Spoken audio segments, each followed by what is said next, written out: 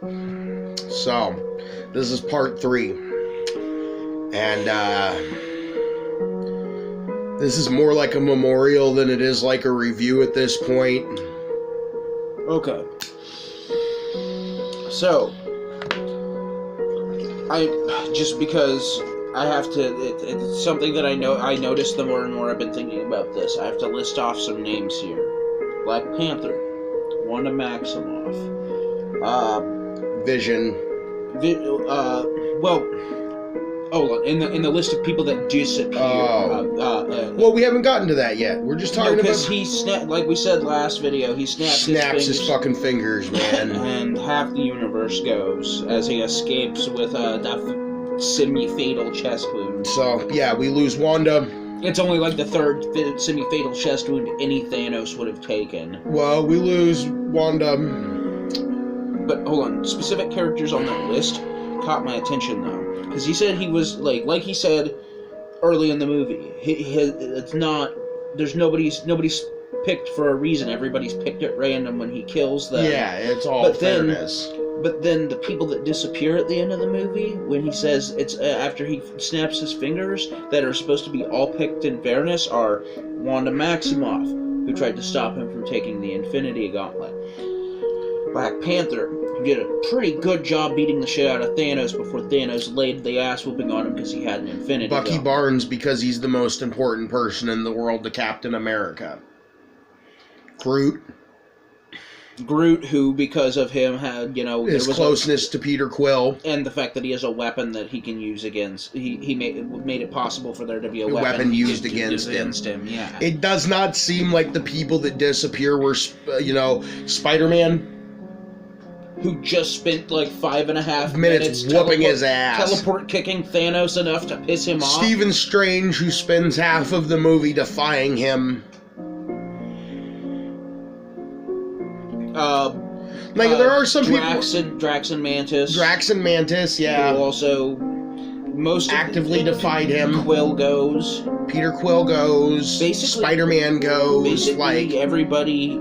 Everybody I thought was gonna die in this movie lived, and everybody I thought was gonna live dies. So I'm kind of interested to see how we're gonna have a Spider-Man 2. Like, we're supposed to be having a Homecoming movie. It's after the next Infinity War. Yeah, but... it's the first of the next phase. He's dead, man. He's super fucking dead. He had a Slim Pickens moment and everything. It was brutal. He did have a Slim Pickens moment. With Tony. So, yeah, that's it, man. Thanos wins. Hold on. Because we're still not done with the list of people, man. What's her shit from the the Black Panther fades away in front of the chick from the Dora Milaje, who I thought was going to be the one that went, but and they're like, oh, you think it's going to be her? Nah, Black Panther had a good movie, we're just going to kill him to make it just that more poignant that, nobody's really safe anymore. But literally, man, I never thought in my life I would see on the big screen something I saw in the comic books as a children. I'm having the same emotional reaction I had the first time I picked up the first time I picked up, not Infinity War, but the Infinity Gauntlet, fucking where he does that. Gets the gauntlet and he snaps half of the universe out, because that's what causes the Infinity War in the comic books.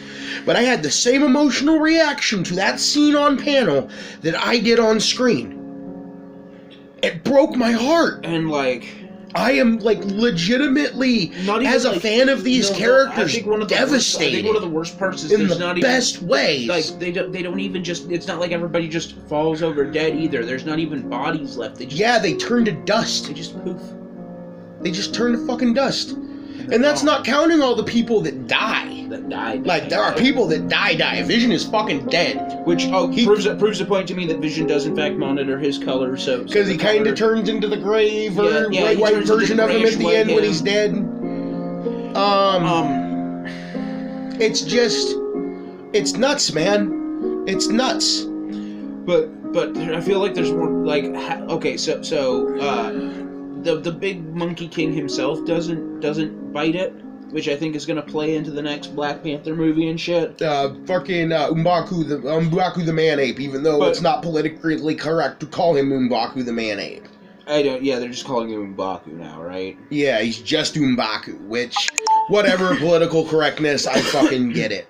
Yeah, not all the comic book characters were created in Yeah. a time of political correctness where it's just what happens, yo. So, fucking, I gotta tell you, man. Overall, you want to know our opinion of the movie? It is brutal, 10 years, a story 10 years of my life is built towards. 10 years as a fan of these movies. Every little piece of story building, every little piece of everything everybody complained about them setting up for the next movie and setting up for the next movie. And you know what this movie did?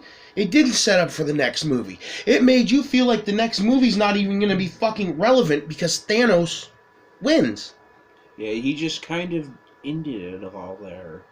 I mean, there's one... Okay, if you stuck around past the end of the movie all the way through the credits, which, by the way, were like almost 4.5 minutes of the movie... More than 4.5 minutes, man. Because there is with literal wall of digital editors for this movie. Could have filled a novel with the names that they had to put on that But wall. that doesn't matter. They did a great job. We get a moment with the other character we wanted to point out comes back. Oh yeah, our second mystery cameo. Well, I guess it's a pair of cameos, although we've seen Maria Hill since slightly more recently than him. Yeah, she was in the fucking last Captain America movie as his number 2. Our good old friend Nick Fury comes back for a cameo, in which they witness the moment in which Thanos blinks everything out of existence. And they almost get hit by a car and witness a helicopter crash into a building, and then Maria Hill starts poofing, and in a moment of what I assume is Nick Fury going, it's all over, I better hit the emergency button. He hits the emergency button, and as he's hitting the emergency button... he starts disintegrating. And almost gets a motherfucker for the first time in the Disney MCU before fading out, and we get a pan-in on the final reveal of the movie and our next Marvel movie, if I'm not mistaken. The little beeper thing he's trying to signal flashes the not green and blue like we've been seeing her in the previews for her own movie, but the fucking traditional fucking red and blue with Captain Marvel fucking logo flashes across the fucking beeper and it goes to black. Which makes me wonder, where's she been this whole time? Not just that. Was she, like... Do we just not know where she's been because she's been too busy working on the other side of the galaxy and the Guardians are so caught up in their own bullshit they don't worry about anything I don't know, man. I haven't seen it, man. I don't know. I don't know what's going to happen next. And that's the problem, is we could sit here and speculate all day long. All we know is that Nick Fury, with his last dying gasp of existence, called Captain Marvel to come help. Because that's how fucked we are. So wait, what stone was in the Tesseract? I've been thinking on something for a minute now. Tesseract is the... I don't know. I'd have to try. Okay, so the ether is the reality stone. The one inside the wand is the mind stone. The purple one was the power stone. The soul stone was the big yellow stone. So it's the blue stone. The Tesseract's the blue stone. I don't know. I don't remember. I've been thinking about things because originally Adam Warlock showed up with the fucking. He had the same gem in his head that Vision had. He had the Soul Stone, didn't he? Or he might have had the Soul Stone, yeah. But they just basically swapped Adam Warlock's place out in that movie with Vision. So it made more sense. But here, dude, we're coming up on 10 minutes of this review. Can we have our closing thoughts real quick? I want to discuss this with you too, dude. But can we have our closing thoughts? I feel that after 10 years of going to these movies, after steadily building from Avengers movie to Avengers movie,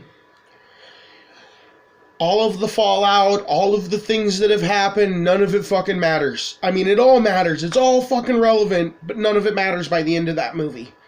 We spent 10 years building to a brilliant moment in cinema. A brilliant fucking moment in that movie. And something I legitimately thought I wouldn't see. Personally, man, it's a 5 out of 5 for me, dude. It is the best superhero movie I think I've ever seen as far as, like, scope and scale go. It is the most comic book feeling movie I have ever watched without feeling over the top or cartoonish. Okay, so this movie had a lot of Kirby homages in it. I noticed a lot more Kirby homages in this one in particular than a lot of the other Marvel movies before it. Yeah. I mean, they always had Kirby-like influences on characters that Kirby had direct influence on. Well, there was a lot of it in Thor Ragnarok, too. Kirby had a huge influence on the Infinity War, the Infinity Gauntlet saga, on the creation of Thanos in general, if I'm not mistaken. But one thing keeps coming to my mind about all of this, which is, after 10 years and, 23 movies? 23, 24, something like that, yeah, dude. It's been a lot of films. I'm not gonna bother counting them out. It's a big number. There's a lot of fucking Marvel Cinematic movies out now. We have gotten what basically equates to what Marvel likes doing themselves, which is we got several small event comic style things. You know, Nick Fury, we got single shots of, you know, Iron Man and then the Hulk and then a Captain America back in World War II storyline.